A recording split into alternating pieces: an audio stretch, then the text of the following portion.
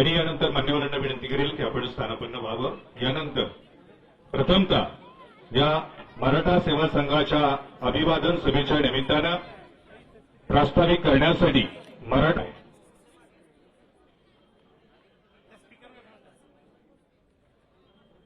राज्याचे लाडके मुख्यमंत्री माननीय नामदार देवेंद्रजी फडणवीस साहेब, महाराष्ट्र राज्याचे उपमुख्यमंत्री एकनाथजी शिंदे साहेब,